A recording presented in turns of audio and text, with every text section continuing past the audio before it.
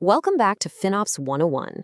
Today, we're diving into one of the most powerful strategies out there for wrangling your cloud costs, putting your savings on autopilot with automation. Now, before we jump in, we've got a quick but very important disclaimer to cover. This is Module 16 of a 20-part tutorial, and all the information we're talking about today is really for general guidance. It's not legal or financial advice, so as always, please make sure you chat with your own financial and legal pros before you take any action. All right, let's get into it. Here's our game plan for today. We're going to start with a problem I'm sure you've all felt, the manual optimization trap. From there, we'll talk about your first big automation win, then get into some automated housekeeping, move on to some really smart automation, and finally, wrap up by talking about how to build a truly cost-aware culture. So, let's kick things off with the core problem we're all trying to solve.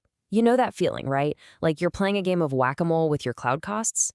You track one down and two more pop up somewhere else. That is the manual optimization trap. And you have to ask, why does this always seem to happen? It's such a frustrating cycle. You spend hours, maybe even days, digging through reports, trying to find savings, trimming things down. But because the cloud is so dynamic, just as you fix one thing, a new cost appears somewhere else. It feels like you can never get ahead. And this quote just hits the nail on the head. The cloud is just too big, too complex, and it changes way too fast for any person or even a team of people to keep up with manually.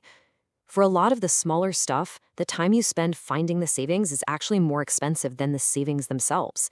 You're fighting a battle you just can't win with manual effort alone. But here's the good news. There is a better way. And it starts with what is, hands down, the simplest and most impactful piece of automation you can set up. This is your first big, easy win.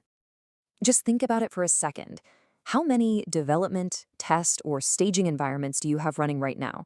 Do they really need to be running at 3 a.m. on a Sunday? Of course not.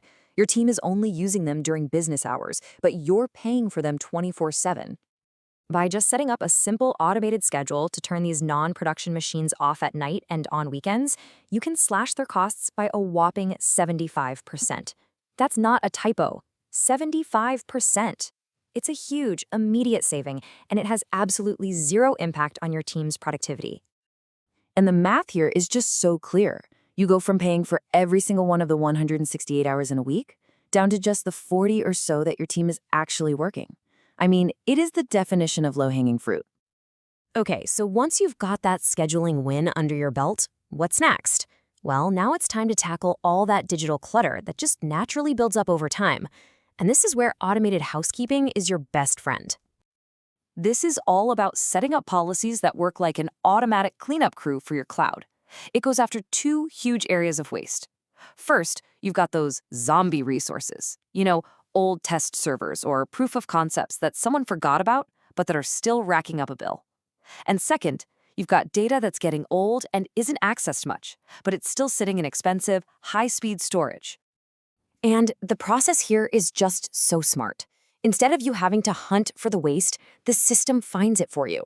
It automatically flags a resource that hasn't been touched in a while. It pings the owner and says, hey, do you still need this? And if it doesn't get a yes, it automatically gets deleted. It completely flips the model from a reactive chore to a proactive automated habit.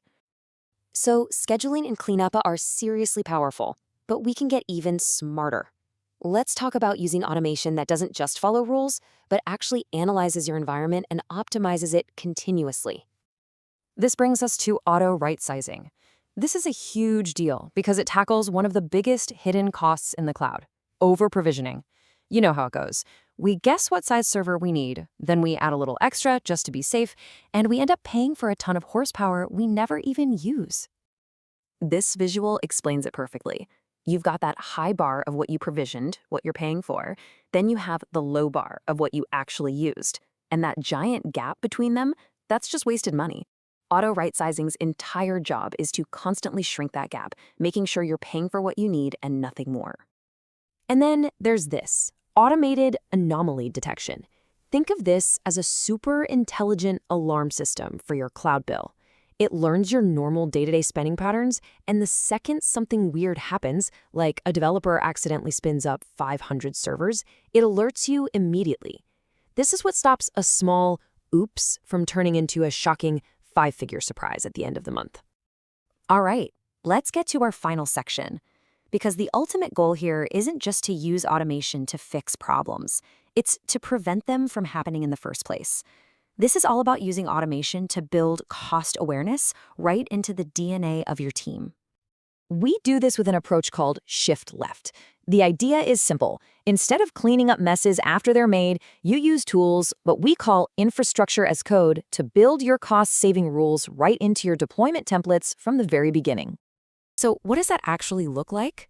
Well, it means your templates can enforce limits, so a developer can't just spin up a gigantic, expensive machine for a small test. It means you can require that any new storage that gets created automatically has a lifecycle policy. You're basically making the cost-effective choice the easy choice, the default choice. So when you put it all together, you have this incredibly powerful automation toolkit. You can schedule resources, you can clean up the waste, you can right-size continuously, you can detect weird spending, and you can build cost controls right into your code. You're tackling waste from every single angle. And look, getting started with this doesn't have to be some massive 6-month project. It's all about taking that first step. So as we wrap things up, I want to leave you with this question. What is one small routine task you could automate this week to start this journey and see a real, tangible impact on your cloud bill?